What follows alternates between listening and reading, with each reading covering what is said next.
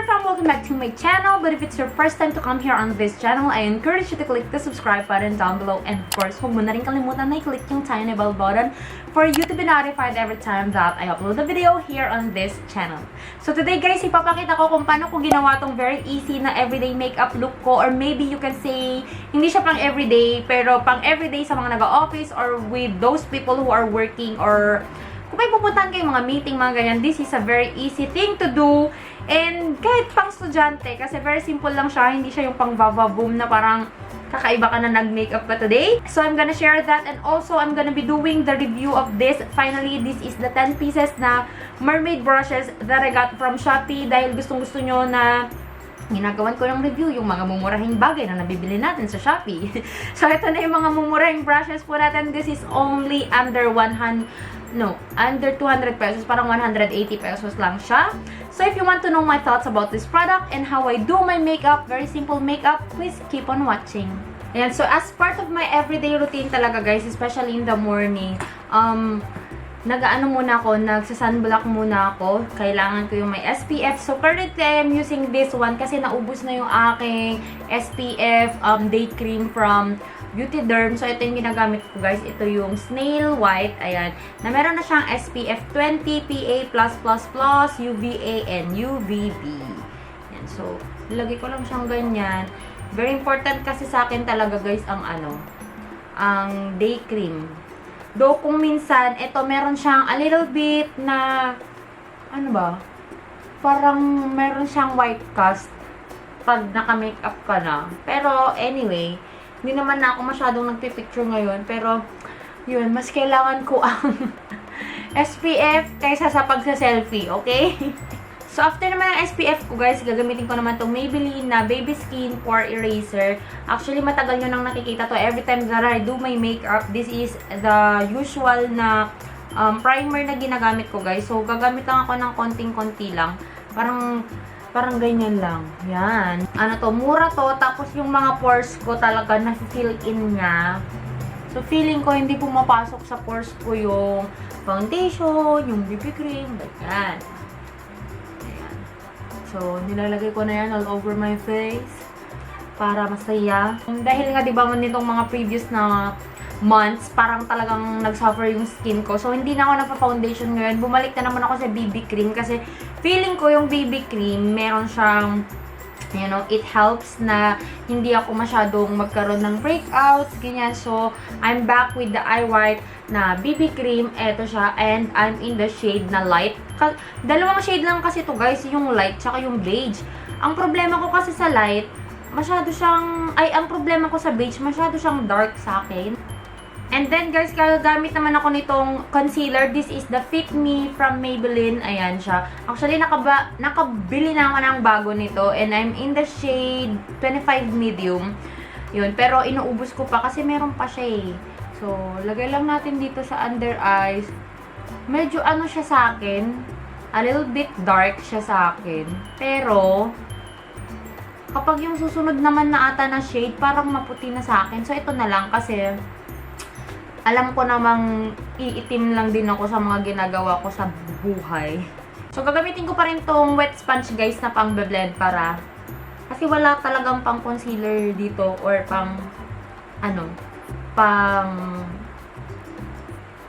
walang pang foundation or walang pang cream. So, naman guys is maglalagay na po tayo ng ating powder, and I'm currently using, as usual, this is the Nichido, ayan, Nichido na final powder in the shade Ivory Glow. Ayan. Tapos, gagamitin ko pa rin yung aking sponge para i-apply, para parang magbe-bake lang ako konti. Actually guys, kapag nagbe-bake ako, parang lahat na, buong mukha na. Kasi may times na ma-oily din ako. Ayan, pero mas pinofocus ko lang dito sa ilalim ng mata ko kasi yan talaga yung laging nagka-crease, ganyan. At saka, sila yung laging may pinagpapawisan yung part na yan. Dito sa brushes, guys, ng Mermaid, meron akong napansin na para siyang angled brush na pwede siya sa pangkilay. Ayan, kaso nga lang, medyo makapal siya. For me, medyo makapal, pero I'm still gonna try. Let's not judge yet. Ayan. And yung gagamitin ko pala guys na pangkilay is the Precious Skincare Cosmetic na brow pomade. Ayan. Alam nyo naman, kitang-kita nyo, na gamit siya. Kasi halos everyday ito yung ginagamit ko. Naiiba lang kung minsan. Hala. Alam niyo, hindi siya masyadong kumakapit sa brush. Ang kapal kasi ng brush. Parang hindi siya kumakapit. Ay, kumakapit naman.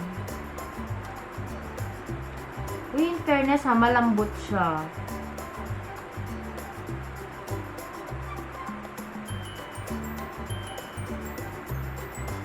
Eto, pang mabilisan na paggawa ng kilay kasi makapal siya, mas madaling pang blend. Problema ko lang walang spoolie. Maganda sana kung may spoolie ito. Ayan. Ito yung tipo ng pang kilay na pang everyday lang. Yung hindi super duper precise na kilay yung gusto mo. Yung hindi pak na kilay, ganun yung gusto mo. May ano siya guys, may tagging effect siya kasi parang ang kapal kasi niya masyado. So, mag-ingat lang. Huwag masyadong diinan. And it's now time to blend naman yung ating powder, guys. Gagamitin ko ito yung na-excite ako. Ito yung pinaka-fluffy. Actually, pwede ko siyang gamitin na pang blush kasi mahilig ako sa mga ganito na pang blush. Yung mga malalaki siyang ganyan. Pero ito lang kasi yung pinakamalaki na pwede kong gamitin sa powder ko. Uy, ang lambot! Ang lambot! Yan. Ay, ang sarap gamitin! Napakalambot niya sa balat, besh. No harsh feelings. Alright, so punta naman tayo guys sa pag-contour. Gagamitin ko na pang-contour. Ano kaya gagamitin ko pang-contour dito? Dalawa kasi sila. So, gagamitin ko na lang ito. Itong medyo pa-angled na pa-round siya. Kasi dalawa yung angled. Yung angled na ganito, yung mas harsh talaga, yung line talaga. And yung ito. Actually guys, may nakikita ako na maliliit na mga ano niya, mga bristles. Na medyo nakataas. Ito oh. Ayan. Tapos ito din. Tapos ito din oh. Yan. So, okay lang. Anong ini-expect mo? Less than 200 pesos.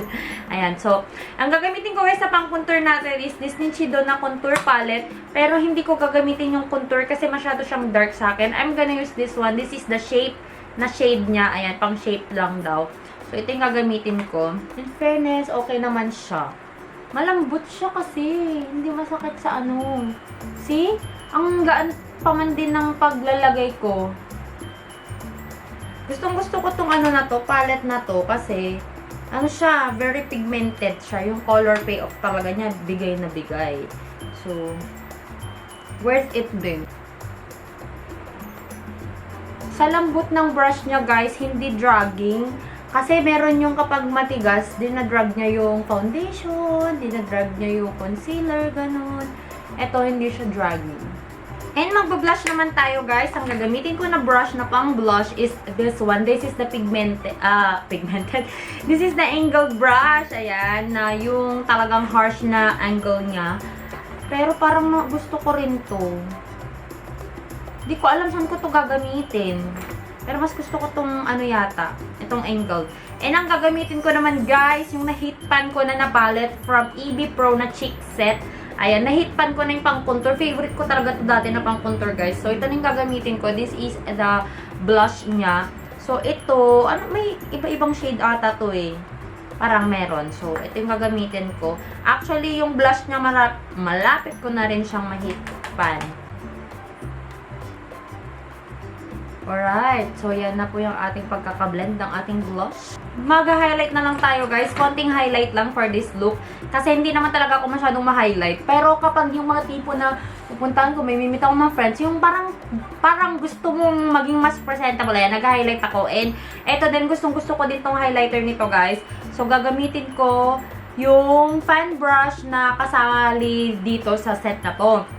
Actually, itong fan brush na to, guys, kasi pangatlo ko nang nireview to, yung marble, yung unicorn, tsaka itong mermaid. Itong mermaid, guys, ito yung may pinaka makapal na fan brush na meron. Kasi nga, pang everyday lang to, pero, like, for example, pupunta ako sa church, yun, nagdadagdag lang ako. Actually, ganito lang talaga ako, guys, kapag lalabas ako. Na yung tipo na ayaw kong mag-ayos masyado. Wow, hindi pa nag-ayos to, te. Yung ayaw ko na nag-eyeshadow kasi hindi ka naman talaga everyday na nag-eyeshadow. Pero para matest na rin natin yung mga eyeshadow brushes dito guys, gawan ko na rin ng eyeshadow tong mata ko para yung parang tipong pumupunta na ako sa church or kapag may pag-trip kong naka-eyeshadow ako sa work, yung ganun lang. Mga simple lang na eyeshadow. So, meron siyang 4 na brushes dito na maliliit. And yung pang-5 is the brow brush already. So, we already used that one. So, ito yung gagamitin natin. Meron siyang flat na round. Tapos, meron siyang flat talaga. And then, meron siyang fluffy. And then, meron siyang bullet type. Ayan. So, yun yung gagamitin natin. Alright, so, yung pang ano ka lang guys, pang warm ko lang ng eyes ko is this one. I'm going to use the MAC na eyeshadow in Pollinator Frost. Ito yung kanyang shade. Ayan, Pollinator siya. Pollinator Frost. Konting warm lang na ibibigay niya sa ating mata. Alam nyo guys, parang hindi masyadong nagpipick up ng brush ito. Ayan, ay ng product. Next naman guys is this one. This is the MAC na eyeshadow in Pink Venus. Ayan. Pagka shimmery siya pero very subtle yung pagiging shimmer niya. Pero parang gusto ko ata ng mas ma-shimmer pa dito. Oh, subtle nga lang yung shimmer niya.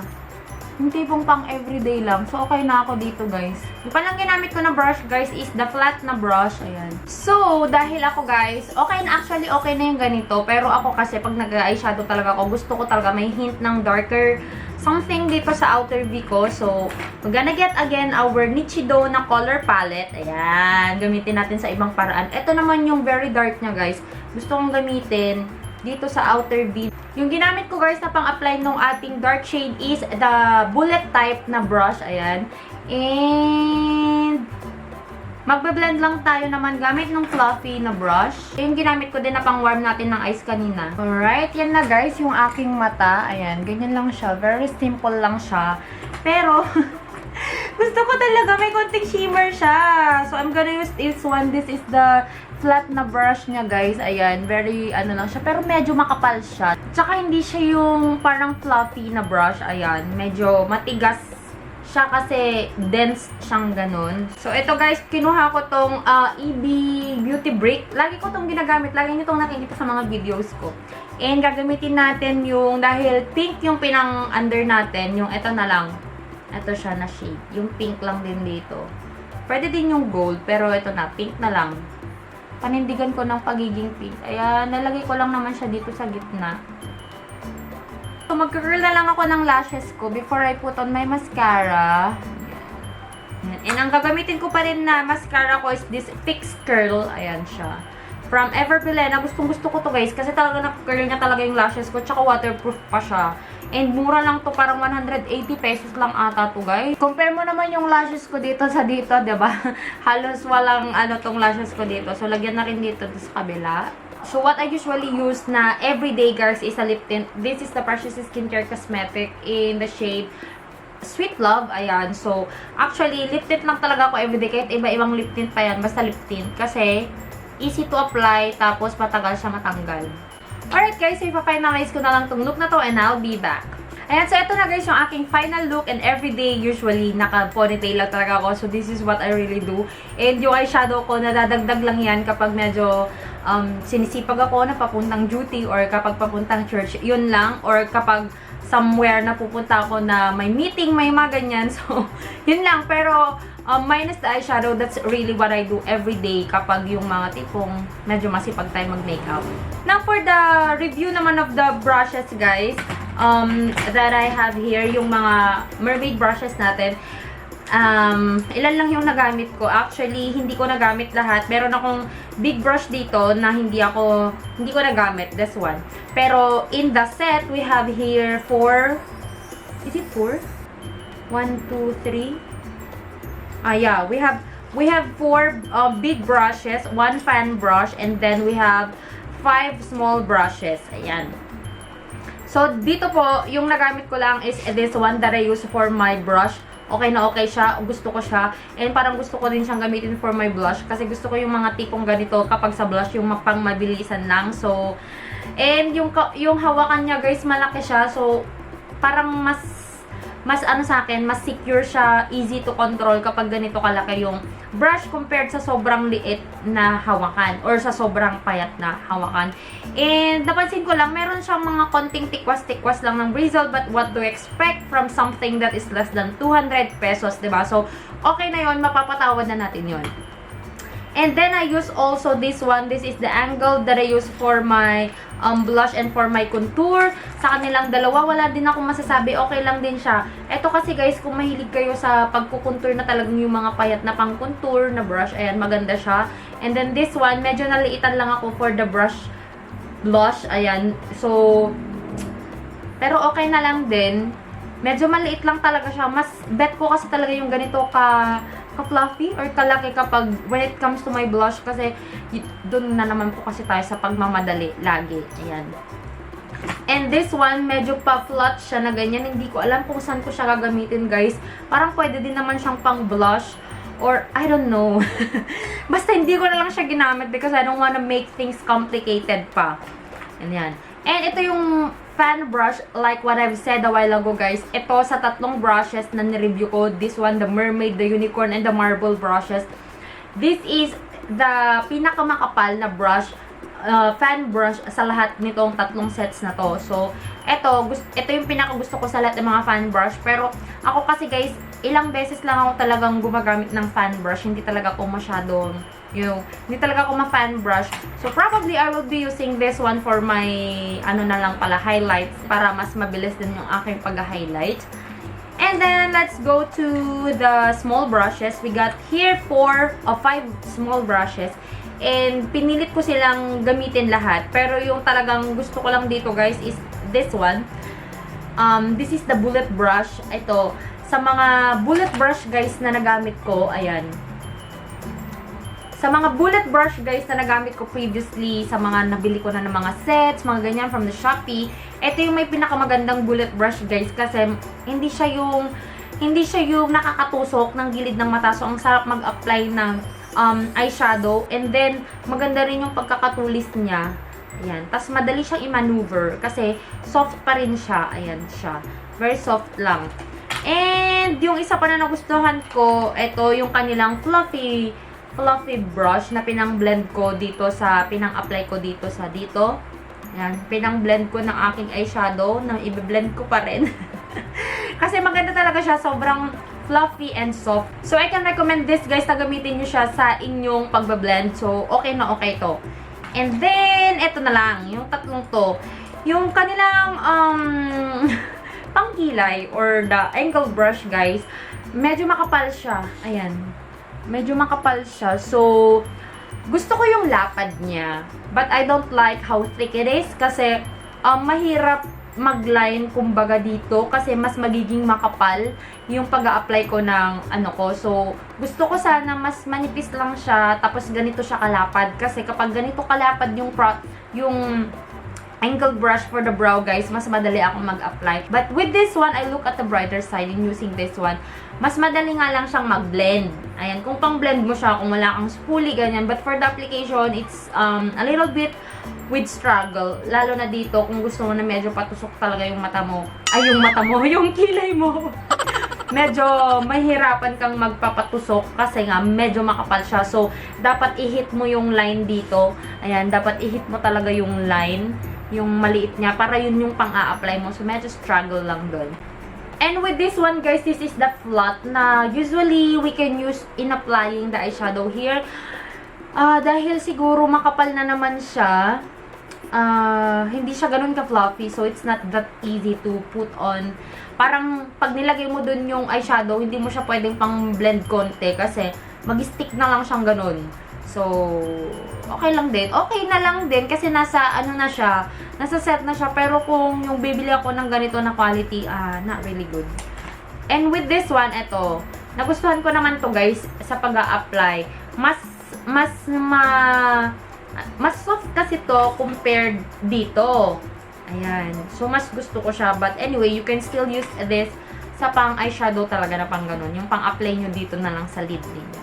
So, overall rate for this one, 1 to 10, 10 as the highest. I'm gonna say 1, 2, 3, 4, 4, 5, I'm gonna say 6.5 kasi medyo makapal yung kanilang fan brush. So, I'm gonna say 6.5 kasi 6 lang talaga yung nagamit ko na nagustuhan ko.